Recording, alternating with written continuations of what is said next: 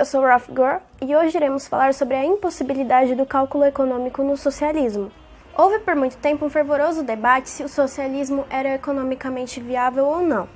Uma das discussões era sobre a eficiência do trabalho no socialismo.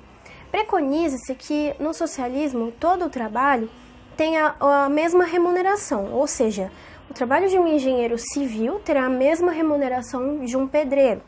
Isso para que não ocorra disparidades entre as rendas desses camaradas, evitando assim desigualdade social, que é uma das principais agendas socialistas. Os críticos do sistema argumentavam o seguinte: dado que todo trabalho irá receber uma remuneração igual,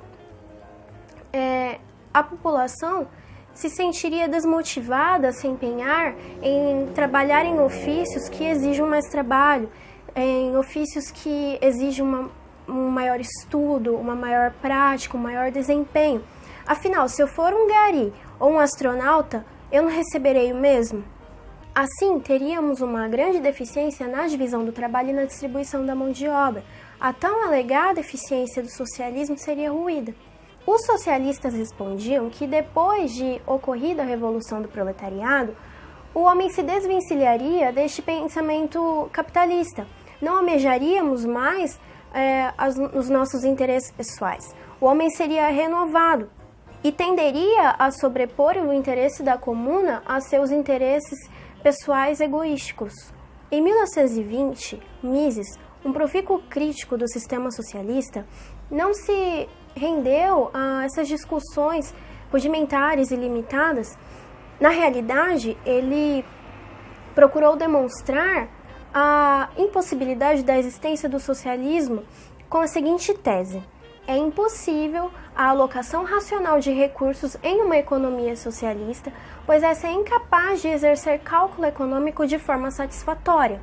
Ele deixou de lado toda a discussão sobre como a moral humana se comportaria e procurou demonstrar que o socialismo é economicamente impossível. Para entendermos esse insight misesiano, vou tentar explicar de uma forma mais geral o cerne de sua tese. Numa economia de mercado, desde os bens de primeira ordem, que são os bens de consumo, até os bens de ordem superior, que são os de produção, são geridos privadamente. Ou seja, eles são possuídos, aplicados, investidos, ofertados, demandados por agentes privados.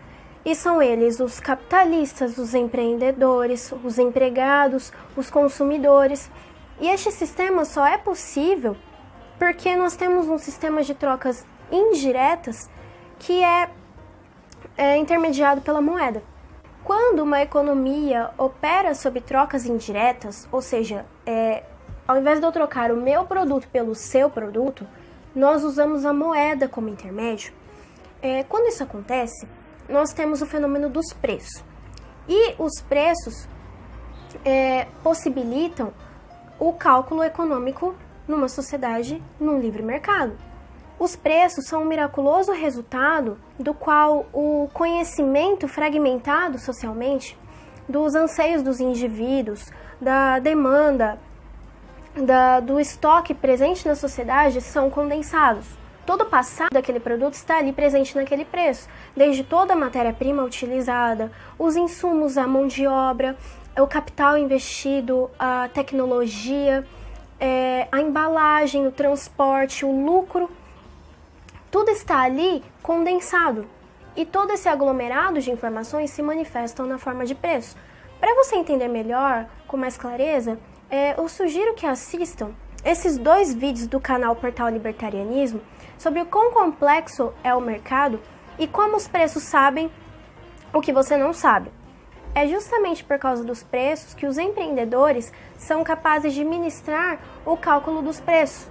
Quando um empreendedor tem uma ideia na cabeça sobre um produto, ele terá que calcular a quantidade de insumos necessário para a produção, a mão de obra, a quantidade de capital que terá que ser investida e dentre outros fatores econômicos.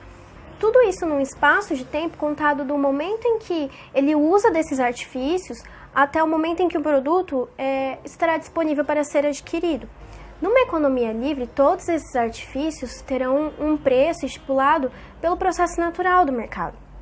Com base nos preços, que o empreendedor terá uma noção se o seu empreendimento será viável. Se o valor dos produtos estiverem muito alto para a massa dos consumidores que ele pretende atingir, então se tornará um investimento inviável. Agora, se o preço estiver mais acessível, mais baixo para a população, então poderá ser um investimento em um bom empreendimento. Mas, além disso, o empreendedor tem que ser perspicaz, ele deve observar se esse produto está sendo demandado pela população, se ele satisfaz alguma aspiração ou alguma necessidade. Ver como é complexo esse processo empreendedor e como ele deve ser meticulosamente planejado. É assim que são alocados os recursos de forma racional em uma economia livre.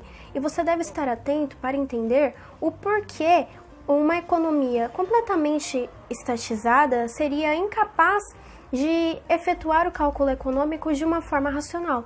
Em uma sociedade completamente estatizada pelo governo socialista, todos os bens de produção, recursos, capital e demais bens de ordem superior são completamente retirados de seus proprietários reais, que são os particulares, e agora pertencem ao monopólio do governo.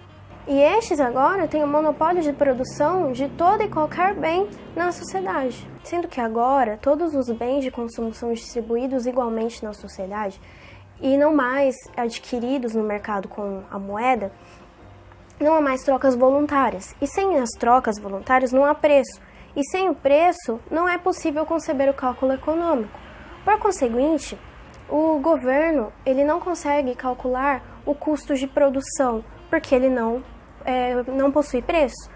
E sem o cálculo do custo de produção, ele não consegue calcular quais são os seus lucros e suas perdas.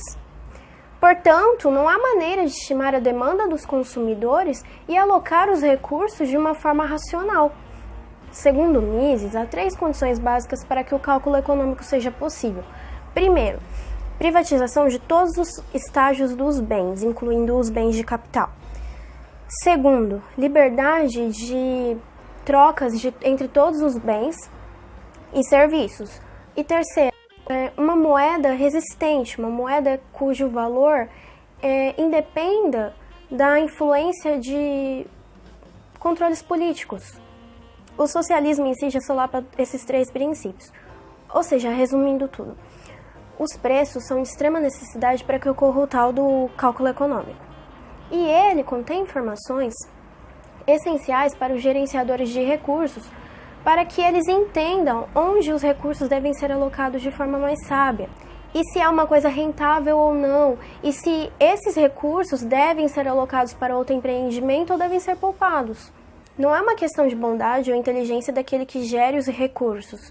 Nem mesmo o mais virtuoso dos engenheiros ou cientistas seriam capazes de efetuar o cálculo. Porque aqui temos o que Hayek chamava de falta de conhecimento. Os preços sabem aquilo que jamais teremos capacidade de calcular.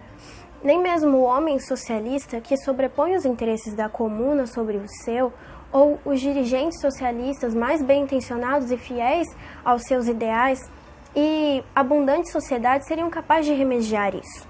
É impossível a alocação de recursos em uma sociedade socialista. Assim, sempre culminará em desperdício, empobrecimento e ineficiência. A alocação de recursos sempre será arbitrária, ignorando todas as informações que poderiam nos guiar para uma mais eficiente alocação. Se inscreva no canal, curta nossa página no Facebook, compartilhe os nossos vídeos, não se esqueça de acessar a descrição do vídeo para obter os artigos, assista os nossos 2 últimos vídeos e obrigado!